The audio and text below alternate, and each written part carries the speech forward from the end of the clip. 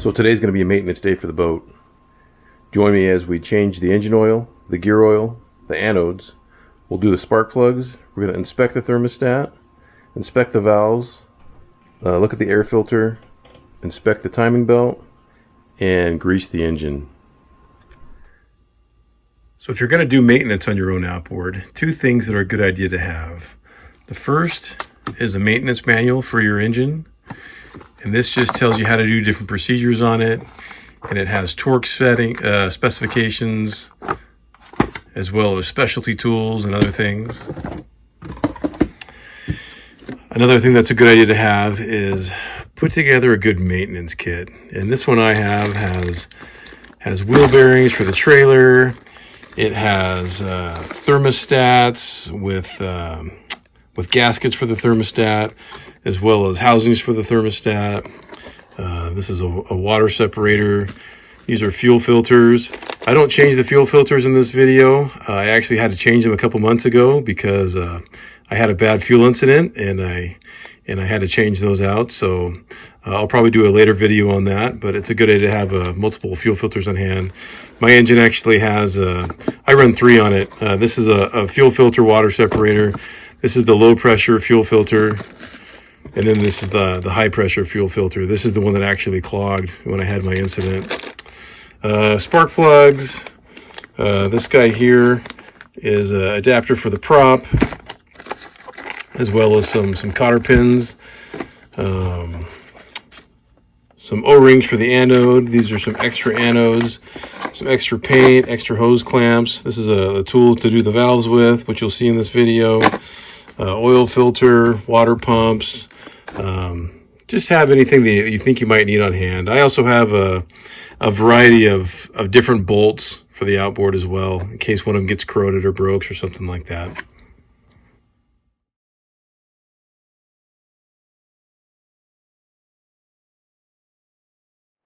So we're going to start off by removing the cowling and the side covers of the engine.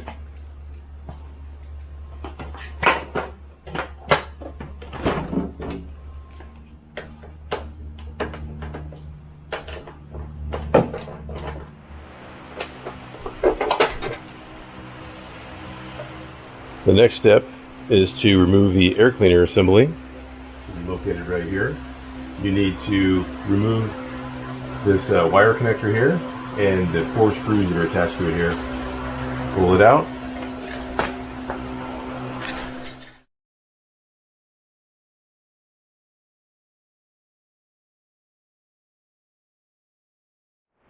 Next, you'll want to remove the 2 screws. Holding that guy on.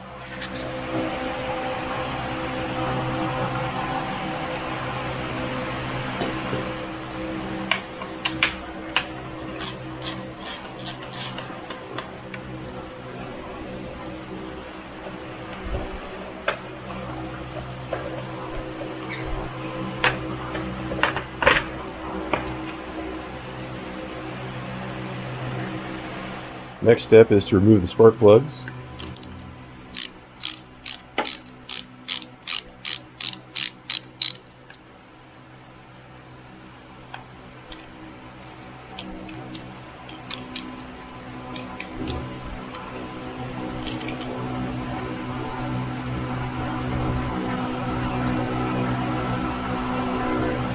It's looking pretty good.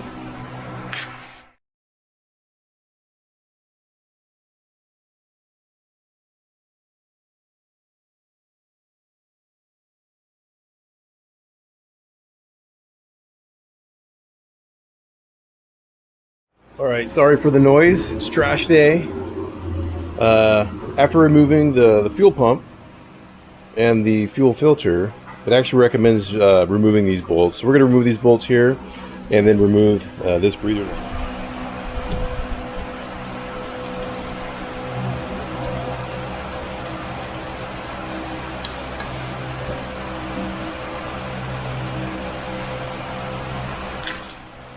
Once you get all the bolts removed, you can go ahead and remove the valve cover.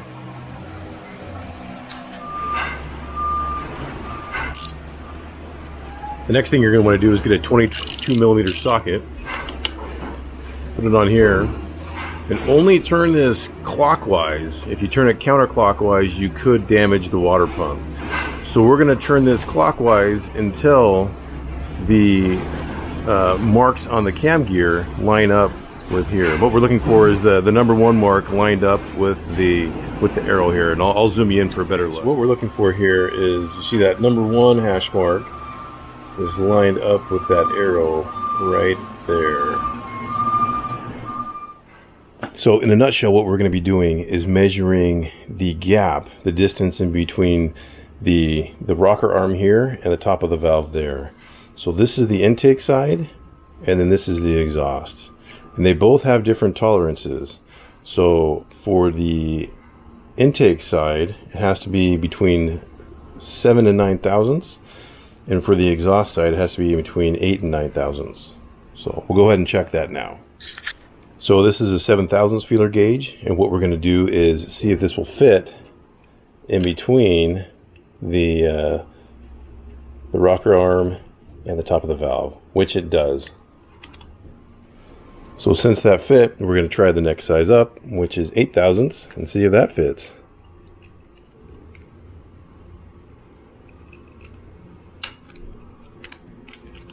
And it does not. So what that tells me is that this valve is 7 thousandths, and that is within the tolerance, so we're not going to touch it. So now we'll move on to the exhaust side. We'll do the exact same thing. This is still the 8 thousandths feeler gauge.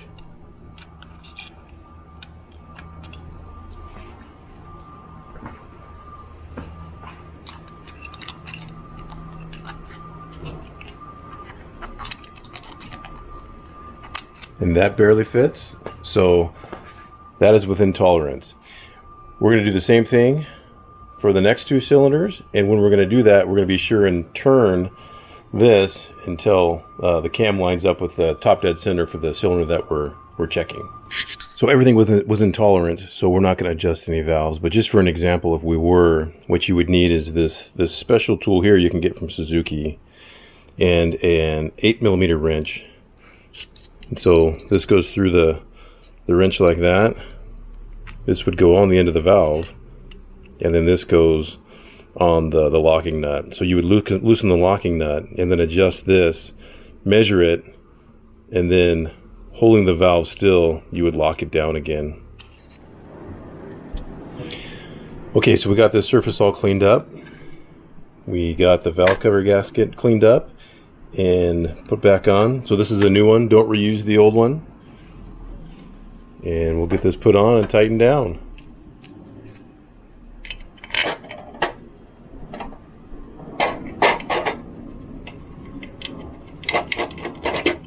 So the next thing we're going to do is we're going to replace the fuel pump. When you do that, you need to put a new O-ring on it here, and you need to make sure that the camshaft is going to be in the number 1 top dead center position. Now that we've got the fuel pump back on, we'll go ahead and put this bracket back on here. This is for the fuel filter, the low pressure fuel filter. I'm not sure, to be honest, why we had to take this bracket off. I don't think it did anything for us. So now we're going to go ahead and put new spark plugs in it.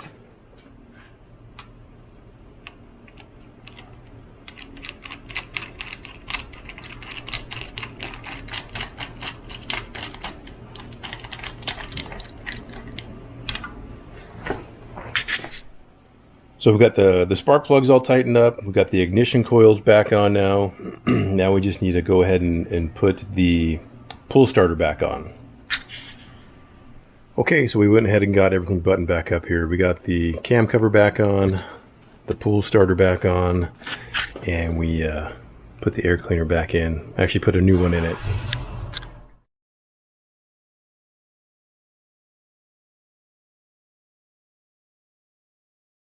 So next we're going to go ahead and replace the anodes, and there's actually 6 on it. When you buy a maintenance kit, it only comes with 5, so you would need to buy an extra one.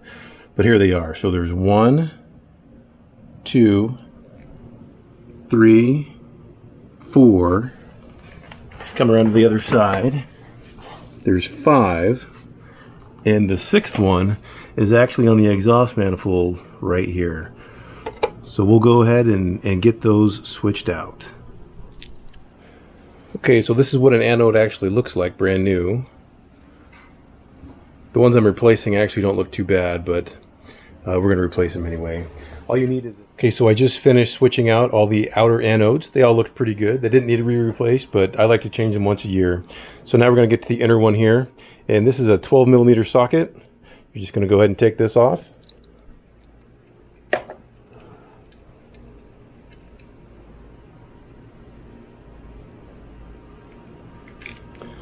Undo that bolt. And this will come off. This is why you switch them out once a year. It's easy to get out if it's once a year. If you're doing it once every like 3 years or something like that, the thing's probably going to be really caked in there and it's not going to come out. Even with this one, you can see it's fighting me a little bit. But just keep wiggling a little bit and it comes out. As you can see, this one doesn't look too bad either. But there is some corrosion and stuff on it. And it's just one of those things that if you keep letting it go over and over again, it'll just get so bad to the point that this will fall off in the side and create all sorts of problems. Let me detach you here. I'll bring you in for a closer look here. That's what it looks like inside. And again, it doesn't look too bad. It's easy to clean right now. But if you keep putting it off, it'll get really bad, and then it's a pain in the butt to clean. Okay, so to get the actual anode out, you're going to have to clean this goop out here. So you can get to the bolt. And this anode is actually bolted on.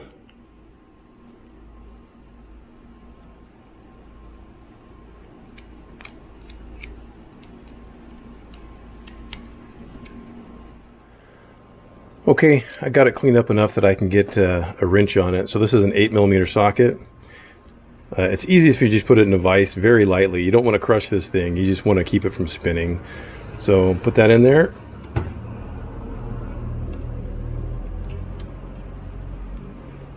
And then it comes loose. And put a new one on with a new O-ring as well. You don't want to reuse this O-ring. Okay, so we got it all cleaned up. Got a new anode on there, put a new O-ring on there, and I also put some engine oil around that O-ring just to lubricate it. So after you've done that, we're going to slide this back into place there.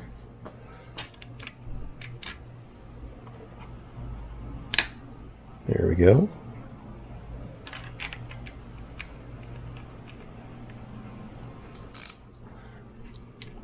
And then tighten it up.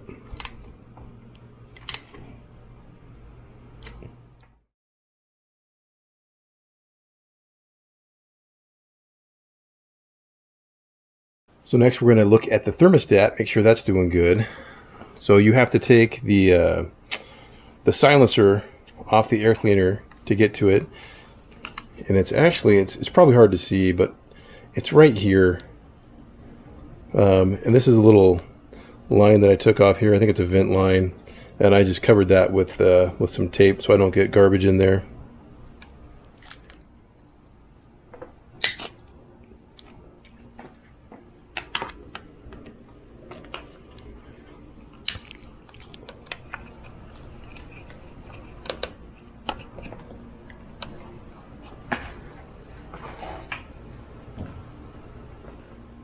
So I went ahead and removed the thermostat, and it might be kind of hard to see, but you can see that there's a lot of buildup and stuff in there.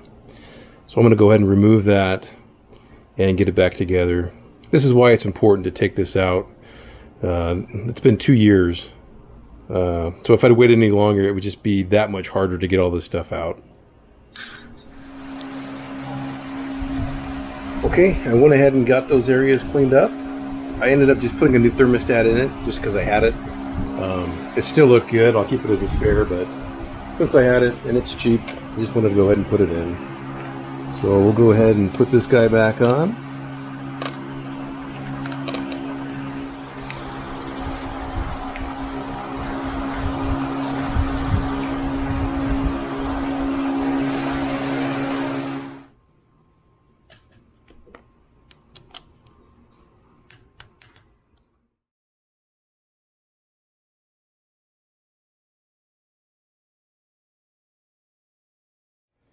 Alright, next we're going to change the gear oil. To do that, you just need to remove this screw here, and there's another screw right here. So we'll start with this one.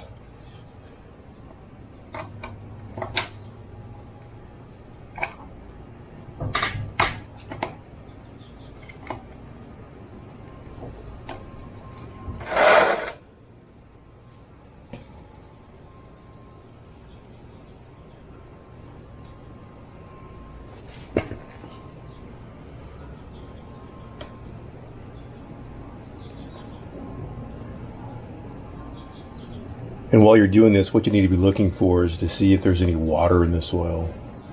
If there is, it means you probably got a leaky seal there that needs to be replaced. This oil is actually looking really good. Alright, so now to fill it up, all you do is I have an adapter here that you plug in to this pump, which plugs into a quart of oil, and you pump it until it shoots out the top hole here. Let it sit for maybe a couple minutes. Pump it again until it comes out there. That way you know it's full. There's no air bubbles in it. And then you'll put a cap in here. Take this guy here out and put a cap in there. And then you're good to go.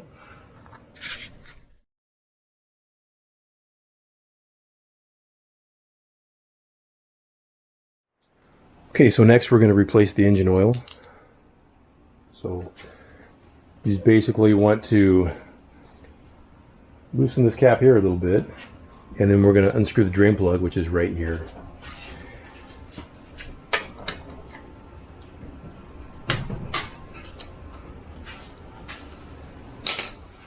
It's best to have a couple rags standing by. And you just basically got to unscrew this.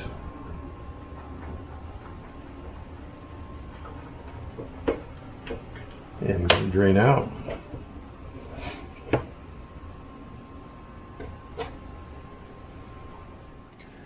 So once that oil is finished draining and you have sufficiently made a huge mess on the floor of your garage, you'll want to put a new copper washer on that plug and screw it in.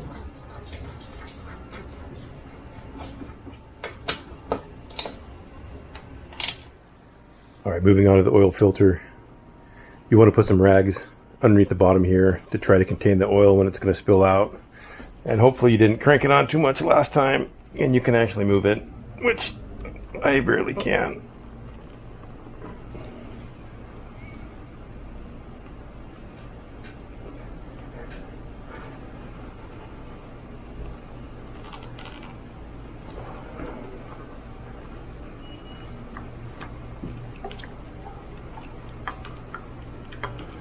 This is going to be a matter of controlling the mess as well. That wasn't too bad.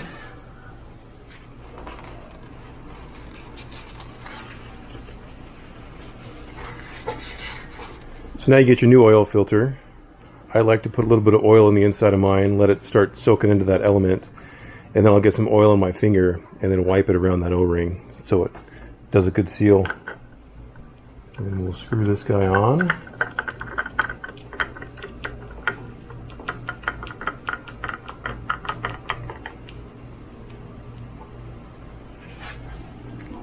You want to snug it down. And the next step will be put oil in it.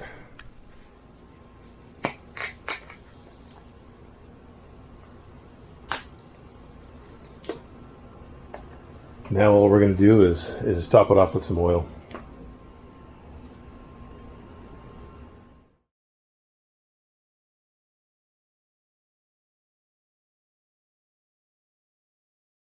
For greasing the engine, what you need to do is, there are Zerk fittings right here and right there. You get a grease gun and you insert grease in those, as well as this one right here and that one right there. Once you get all the fluids topped off, you want to start it up and run it. And you want to run it till it gets hot enough so that thermostat opens, so you can tell if that's going to leak or not.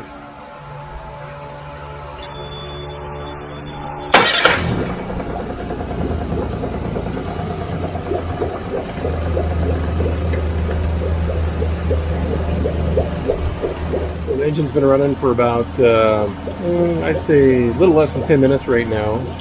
You can see on here that the temperature is 147 degrees. It went up to 160 and then it went down. So the thermostat has opened. I checked it, there's no leaks, and we are good to go.